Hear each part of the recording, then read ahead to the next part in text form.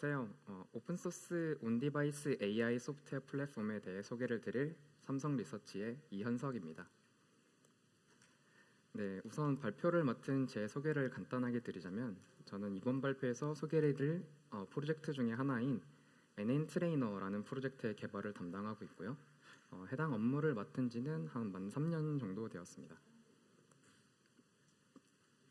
네, 이번 발표의 목차인데요. 저는 오늘 삼성 리서치에서 온디바이스 관련해서 개발하고 있는 오픈소스 프로젝트 총 4개에 대해서 소개를 드릴 예정입니다. 네, 그러면 본격적으로 설명드리기에 앞서서 온디바이스 AI가 무엇인지에 대해서 간략하게 소개를 드리도록 하겠습니다. 우선 온디바이스 AI와 대비되는 개념으로 클라우드 기반의 AI가 있는데요. 클라우드 기반의 AI와 온디바이스 AI 간의 가장 큰 차이점은 모델이 어디에 위치해 있느냐입니다. 클라우드 기반의 AI에서는 이름에서도 추측을 하실 수가 있듯이 모델이 클라우드에 위치하게 됩니다.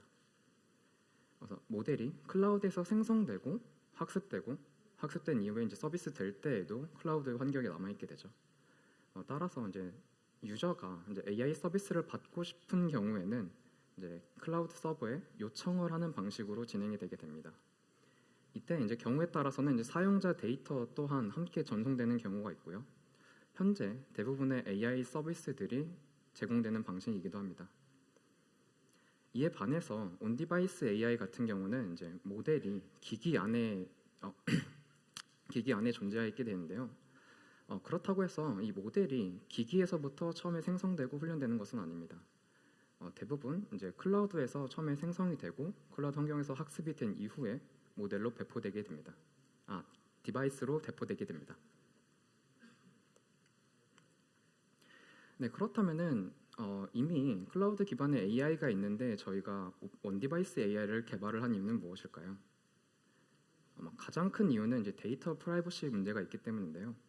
아무래도 사용자 데이터를 외부에 클라우드 서버로 전송한다는 것은 데이터 프라이버시 관점에서 그리 바람직하지 않습니다. 또한 아마 대부분의 사용자들 또한 개개인의 개인 정보가 서버로 전송된다는 것을 원하지 않을 거고요. 두 번째로는 네트워크 오버헤드를 줄일 수 있다는 장점이 있는데요. 만약에 사용자가 전송해야 되는 데이터가 오디오나 텍스트 데이터라면 사실 그렇게 문제가 크지 않을 수도 있습니다. 하지만 365일 24시간 제공돼야 되는 비디오 스트림 데이터라면 문제가 좀 달라질 수가 있죠.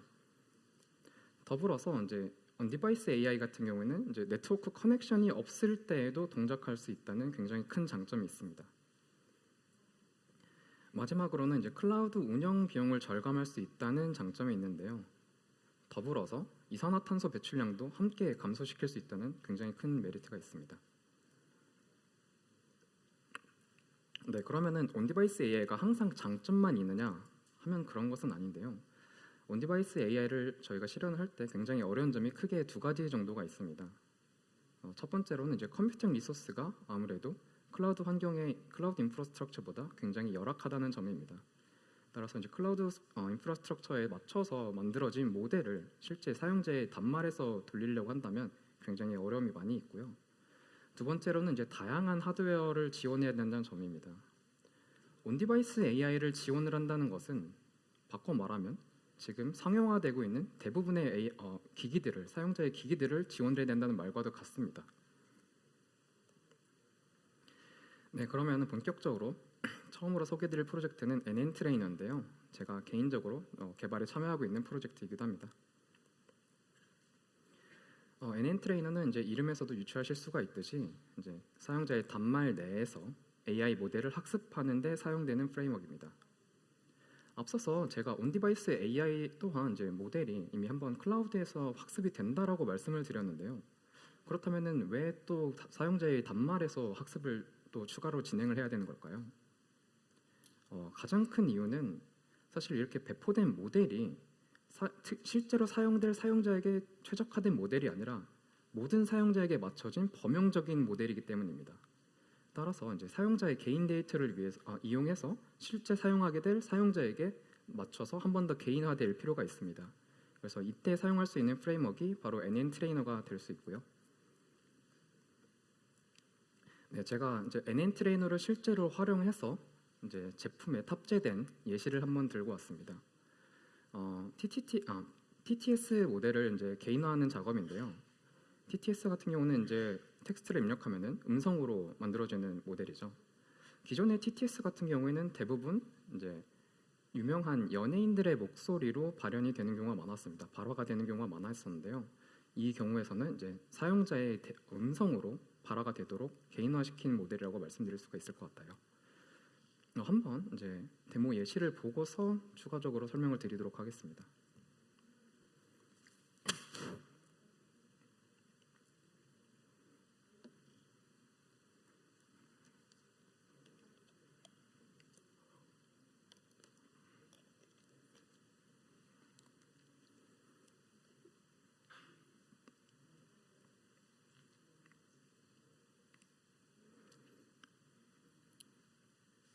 동화 어린 왕자에서 여우가 했던 말이에요. 그리고 결심하게 돼요. 퀴즈를 낼게.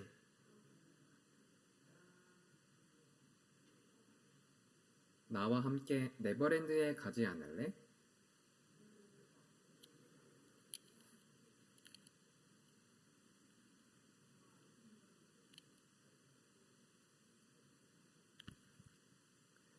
네, 보시다시피 이제 사용자가 입력한 데이터를 이용해서 추가적으로 학습을 진행하는 장면입니다.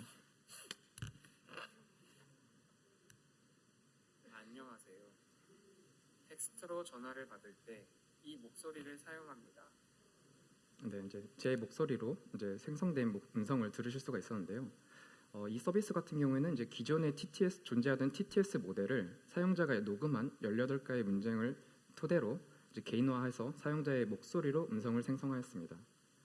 이 기능 같은 경우에는 이제 응급 상황이나 아니면은 뭐 감기가 걸려서 말이 좀 어려운 경우 이런 경우에 이제 굉장히 유용하게 사용이 될 수가 있는데요. 이제 통화를 할 때 상대방과 통화를 할 때 이제 사용자가 문자를 입력하게 되면 이 문자를 기반으로 음성을 생성하게 되고 상대방 입장에서는 마치 제가 말한 것처럼 음성을 들을 수 있게 됩니다. 해당 서비스 같은 경우에는 이제 갤럭시 S23 울트라 그리고 Z Fold 5, Z Flip 5 모델에서 이용하실 수가 있습니다. 네, 그러면은 이제 여기서는 NN 트레이너의 장점에 대해서 몇 가지 좀 설명을 드리려고 하는데요. 앞서 말씀드렸던 디바이스 내에서 트레이닝을 하기 위해서 NN 트레이너는 특히 이제 메모리 사용량을 굉장히 줄이는 데 집중을 했습니다. 아무래도 기기에서 제공될 수 있는, 기기에서 사용할 수 있는 메모리량이 굉장히 크지 않기 때문이고 또 최근 들어서 이제 AI 모델의 사이즈가 계속 커지기 때문인데요. 또 그리고 두 번째로는 이제 다양한 커스텀 기능들을 지원을 합니다. 이미 NN 트레이너 자체가 다양한 레이어나 옵티마이저를 지원을 하고 있긴 한데요. 만약에 사용하시는 개발자 입장에서 뭐 새로운 레이어를 한번 만들어서 써보고 싶다라고 한다면 직접 커스텀 레이어를 만들어서 사용하실 수가 있습니다. 네, 세 번째로는 이제 전이학습, 트랜스퍼 러닝 같은 부분들을 저희가 지원을 하는데요. 단말에서 트레이닝하고자 하는 모델이 너무 큰 경우에 전체 그래프를 트레이닝하는 게 좀 부담스러울 수가 있습니다. 이런 경우에는 이제 특정 레이어들만 지정을 해서 해당 레이어들만 트레이닝할 수 있도록 지원을 하고 있습니다. 네, 다음으로 소개드릴 프로젝트는 원 프로젝트입니다. 앞서 설명드린 NN 트레이너 같은 경우가 이제 기기 내에서 모델을 학습하는 데 사용됐던 프레임워크다라고 한다면 원 같은 경우에는 이제 단말에서 모델을 인퍼런스 할 때 최적화시켜주는 프레임워크라고 말씀드릴 수가 있을 것 같아요. 모델에서의 학습과는 달리 이제 추론에서는 레이턴시, 즉 인퍼런스 타이밍이 굉장히 사용자의 사용성에 굉장히 큰 영향을 미치는데요. 따라서 실제 사용하게 될 사용자의 디바이스 하드웨어 환경을 고려를 해서 모델을 최적화시켜주는 것이 필요합니다.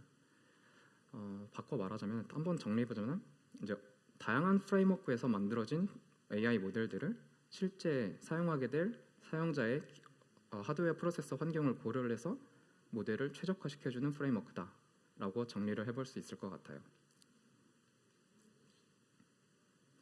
네, 원의 장점으로는 이제 다양한 프레임워크를 지원한다는 점인데요. 지금 현재 텐서플로우나 텐서플로우 라이트 그리고 오닉스 같은 프레임워크를 지원을 하고요. 여기에 현재 아까 좀 전에 말씀드렸던 NN 트레이너 프레임워크를 지원을 하게 된다면 이런 시나리오도 이제 가능할 것 같아요. 이제 클라우드 환경에서 배포된 모델을 NN 트레이너를 이용을 해서 사용자 개개인에 맞게 개인화를 하고 또 사용자의 실제 돌릴 사용자의 디바이스의 환경에 맞게 한 번 더 최적화를 하게 되는 것이죠. 이렇게 최적화하는 작업 중에 하나가 이제 모델을 압축하는 부분이 있는데요. 지금 웨이트를 약간 퀀타이제이션하는 부분이 있는데요. 사실 웨이트 퀀타이제이션으로 인해서 애큐리시 측면에서는 약간 좀 성능에 저하가 있을 수도 있습니다. 하지만 이제 모델의 사이즈를 줄일 수 있다는 점, 그리고 인퍼런스 타임 내에서도 굉장히 줄일 수 있다는 장점이 있거든요. 그래서 종합적인 성능을 고려해서 이제 웨이트 퀀타이제이션을 진행을 하게 되고요. 또 다양한 프로세스를 지원을 하는데요. 프로세서마다 지원하는 오퍼레이션 셋에서 차이가 있고 이로부터 발생하는 특성이 존재할 수가 있습니다. 그래서 원 같은 경우는 이러한 특성을 고려해서 실제 사용자가 사용하게 될 하드웨어에서 최적의 성능을 보일 수 있도록 다양한 그래프 최적화 작업을 수행하기도 합니다. 네, 다음으로 소개드릴 프로젝트는 NN 스트리머입니다. 네, 이미 NN 스트리머는 굉장히 많은 회사에서 좀 사용을 하고 있는데요. NN 스트리머를 활용을 해서 제품에 탑재하는 경우가 많아지고 있는 추세입니다. 제 대표적으로 몇 가지 케이스를 좀 들고 와봤는데요. 대표적으로 이제 파인더스 AI 같은 경우는 이제 무인 매장을 운영하는 솔루션을 제공하는 업체인데 이때 각각 어떤 소비자가 어떤 물건을 선택을 했는지 판단할 때 NN 스트리머를 확인을 하고 있기도 하고요. 또 프린트 내니 같은 경우는 이제 3D 프린팅을 할 때 3D 프린팅이 잘 진행이 되고 있는지 확인하기도 합니다. 또한 이제 아이클라우드 같은 경우에는 이제 실시간으로 지나다니는 보행자가 이제 실제로 마스크를 착용을 했는지 착용하지 않았는지를 판별을 하는데 이때도 NN 스트리머를 활용하고 있습니다. 네, 앞서 설명드린 이제 NN 트레이너나 원이 디바이스에서 모델을 학습하거나 인퍼런스할 때 최적화되는 그런 프레임워크라고 한다면 NN 스트리머 같은 경우에는 이렇게 만들어진 모델을 이용해서 실제로 어플리케이션을 구현할 때 사용할 수 있는 프레임워크입니다. 특히나 이제 굉장히 다양한 소스로부터 입력 데이터를 받는 경우, 뭐 오디오나 비디오 같이 굉장히 다양한 소스로부터 입력을 받거나 아니면 이제 하나의 어플리케이션 안에 굉장히 여러 개의 2개 이상의 모델이 있는 경우, 굉장히 모델 구조가 굉장히 복잡해지겠죠. 이런 경우에 NN 스트리머를 이용한다면 굉장히 쉽게 어플리케이션을 구현하실 수가 있습니다. 대표적으로 이제 이런 기능을 지원하기 때문인데요. 이제 입력 소스의 프레임 레이트와 모델이 처리할 수 있는 프레임 레이트가 서로 다를 수가 있잖아요. 이런 경우에는 뭐 예를 들면 입력에서 비디오가 뭐 30프레임으로 들어오는데 모델은 뭐 60프레임으로 처리할 수 있다든지 아니면 반대의 경우도 있을 수 있고요. 이런 경우에는 이제 자동으로 입력 프레임 레이트를 동기화시켜주기도 하고 NN 스트리머 자체가 이제 다양한 프레임워크를 지원을 하고 있습니다. 뭐 대표적으로 텐서플로우부터 파이토치까지 정말 다양한 프레임워크를 지원을 하고 있는데요. 따라서 이제 하나의 어플리케이션에서 서로 다른 프레임워크를 이용해서 만든 모델을 동시에 사용할 수도 있습니다. 또한 이제 NN 스트리머를 이용하면 굉장히 사용법이 쉬워서 실제로 어플리케이션을 구현을 하는데 시간을 단축할 수 있다는 장점도 존재하는데요. 이 부분에 대해서는 제가 다음 슬라이드를 통해서 조금 더 자세히 설명드리도록 하겠습니다. 네, 제가 여기에 한 가지 NN 스트리머를 활용해서 만들면 참 좋을 것 같은 어플리케이션을 한번 들고 왔는데요. 어그멘티드 워크라고 해서 공장에서 작업하시는 작업자분들이 작업 내용이 아마 동일한 내용을 반복해서 하실 텐데 이 작업 내용이 적합했는지 아닌지를 한번 판단하는 이런 어플리케이션을 한번 구현을 해본다고 가정을 해보겠습니다. 이러한 경우에서는 이제 작업자분이 이제 카메라와 스마트폰, 워치 이렇게 총 3개의 디바이스를 착용을 하고서 이제 작업에 임한다고 가정을 해볼게요. 전체 프로세스는 아마 이렇게 진행이 될 텐데요. 이제 카메라로부터 비디오 스트림 데이터가 지속적으로 핸드폰에 전송이 되게 됩니다. 그러면 이제 핸드폰에는 총 2개의 모델이 있는데 그중 첫 번째 모델은 오브젝트 디텍션을 하는 모델이고요. 이 오브젝트 디텍션을 통해서 작업자가 특정 작업 내용을 했을 때 이제 활성화가 되게 됩니다. 이제 그 부분을 디텍트하게 되는 거죠. 그래서 이러한 경우에는 다시 시그널을 다시 워치로 보내게 되고요. 워치에서는 이 시그널을 받게 되면 수집한 오디오 데이터나 아니면 IMU 센서 데이터를 수집해서 다시 이제 스마트폰에 전송을 하게 됩니다. 그러면 이제 스마트폰에 있는 두 번째 모델에서 전송받은 데이터를 토대로 최종적으로 마지막으로 작업한 작업 내용이 적합했는지 여부를 확인하게 됩니다. 네, 제가 굉장히 길게 말로 설명을 드렸는데요. 간단하게 이제 그림으로 표현 드린다면 이렇게 표현할 수 있을 것 같아요. 한번 제가 여러분께 질문을 드리고 싶은데, 제가 말씀드린 이 어플리케이션을 여러분들께서 자주 사용하시는 뭐 프레임워크나 아니면은 언어를 사용해서 개발을 해본다면은 과연 얼마 정도의 시간이나 몇 줄 정도의 라인의 코드가 필요하게 될까요? 우선 처리할 부분이 굉장히 많이 있는데요. 우선은 AI 모델을 실제로 실행시키기도 해야 되고요. 굉장히 여러 개의 소스로부터 받은 이 데이터들을 가공해서 처리를 해야 됩니다. 또한 서로 다른 디바이스 간에 시그널을 주고받을 수 있어야 되기도 하고요. 아마 제 개인적인 생각으로는 못해도 한 몇백 줄에서 많게는 몇천 줄 정도의 라인이 필요하게 될 텐데요.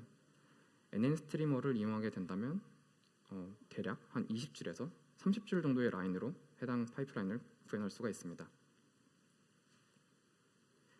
제가 이제 보안 이슈로 이제 실제 전체 코드는 좀 공개하기가 어려워서 일부분만 약간 좀 떼서 이렇게 수도 코드 형식으로 좀 구현을 해보았어요. 지금 왼쪽에 네모 박스 쳐진 검은색으로 네모 박스 쳐진 부분만 이제 수도 코드 형식으로 간단하게 적어보았는데요.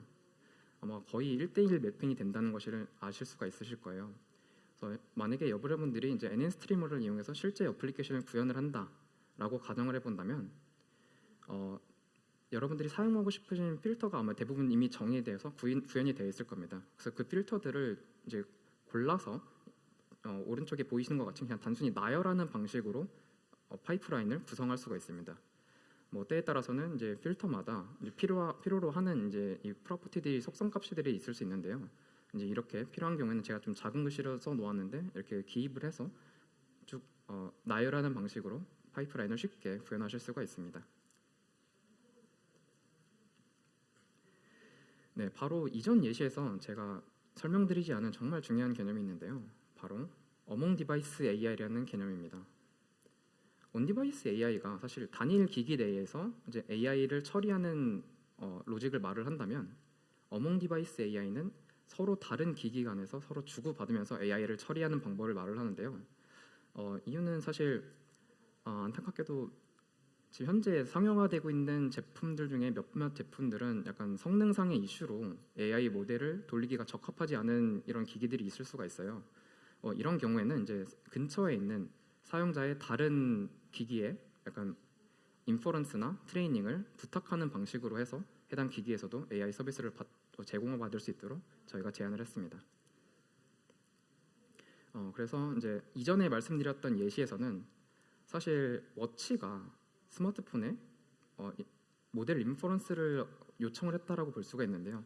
사실 원래대로라면은 스마트폰에 있던 두 번째 모델을 워치에서 탑재할 수 있었다면 바로 워치에서 실제로 실행이 가능했겠죠. 이처럼 이제 NN 스트리머를 이용한다면 굉장히 어몽 디바이스 AI도 쉽게 구현하실 수가 있습니다. 네, 마지막으로 설명드릴 프로젝트는 디바이스 MLOps입니다. 아마 여기 계신 분들 중에서 많은 분들은 MLOps에 대해서는 이미 많이 알고 계실 것 같은데요. MLOps는 간략하게 말씀드리면 클라우드 환경에서 이제 모델을 트레이닝하기 위해서 데이터셋을 수집한다든지 가공하는 이런 업무도 하고요. 뭐 모델 학습이나 학습 후에 배포에 이르는 전 과정을 자동적으로 관리해주는 뭐 프레임워크라고 말씀드릴 수가 있을 것 같아요. 디바이스 MLOps는 사실 클라우드 환경에서 MLOps가 필요하다면 사실 클라우드에서 배포된 모델을 디바이스에서도 처리할 수 있는 무언가가 필요한데요. 그래서 만들어진 것이 디바이스 MLOps다라고 말씀드릴 수 있을 것 같습니다. 사실 디바이스 MLOps 같은 경우에는 실제로 저희가 온디바이스 AI 어플리케이션을 런칭하는 과정에서 몇 가지 좀 필요성들이 대두되어서 만들어진 프레임워크인데요. 대표적으로는 다음과 같습니다. 우선은 데이터를 공유를 해야 될 필요가 좀 생겼어요. 예를 들면 이제 A 어플리케이션에서 수집한 데이터인데 B 어플리케이션에도 같이 이 데이터를 같이 사용해서 트레이닝을 원할 수도 있겠죠. 아니면은 두 번째 같은 경우는 이제 모델과 어플리케이션을 좀 커플링이 타이트하게 돼 있는 걸 약간 좀 떨어뜨릴 필요성가 있었는데요. 이유는 사실 최근에 들어서 AI 모델이 굉장히 다양한 모델들이 이제 제한이 되고 있는데요. 따라서 이제 모델들이 모델들의 업데이트가 굉장히 잦게 일어나고 있습니다. 근데 AI 모델을 업데이트할 때 어플리케이션에 영향을 주게 된다면 굉장히 사용자 입장에서 불편하기 때문에 어플리케이션과 모델을 좀 분리할 필요성이 있었고요. 하나의 기기에서 여러 개의 온디바이스 AI 어플리케이션이 탑재되어 있다고 한다면 사실 여러 개의 어플리케이션에서 동시에 트레이닝 작업을 원할 수도 있잖아요. 근데 현재 대부분의 기기 성능상에서는 여러 개의 트레이닝 프로세스를 돌릴 여건이 안 되기 때문에 이 부분도 핸들링을 해야 되고요. 마지막으로는 이제 트레이닝을 할 때 디바이스 상황에 따라서 약간 트레이닝을 중단해야 될 필요성도 있거든요. 예를 들면은 디바이스가 너무 뜨거워진다든지 아니면은 배터리가 얼마 안 남았을 경우 이런 경우에 대해서 기존에는 이제 사용자가 직접 트레이닝을 중단할 수 있도록 제공을 했었는데 이런 부분들을 디바이스 차원에서 알아서 자동적으로 중단할 수 있는 이런 필요성들이 조금씩 생겨났습니다. 전체적으로 말씀을 드리자면 어플리케이션 단에서 관리하던 것들을 이제 전체적으로 디바이스 차원에서 관리해야 될 필요성이 생겼다라고 정리할 수 있을 것 같습니다. 네, 그래서 이제 디바이스 MLOps의 역할에 대해서 몇 가지 좀 설명을 드리자면요. 이제 데이터 레포지토리를 따로 관리를 해서 전체 어플리케이션에서 사용할 수 있는 데이터를 수집하거나 가공하기도 하고 또 어떤 어플리케이션이 접근 가능한지 접근 권한을 관리하기도 합니다. 또한 모델 레포지토리를 따로 관리를 해서요. 이제 모델이 업데이트 될 때 어플리케이션에 영향을 주지 않고 독립적으로 자유롭게 업데이트 될 수 있게 관리를 하기도 하고요. 마지막으로는 이제 트레이닝 프로세스를 관리를 할 때 동시에 여러 개의 트레이닝 프로세스를 원하는 경우가 있을 경우에 어떤 트레이닝 프로세스를 먼저 우선적으로 실행을 할지 우선순위를 배정하기도 하고 앞서 설명드렸던 디바이스 간의 어몽 디바이스 AI를 하는 부분도 디바이스 MLOps에서 관리를 하게 됩니다. 네, 여기까지가 제가 준비한 자료고요. 네, 발표를 들으셔서 굉장히 감사드립니다. 네, 감사합니다.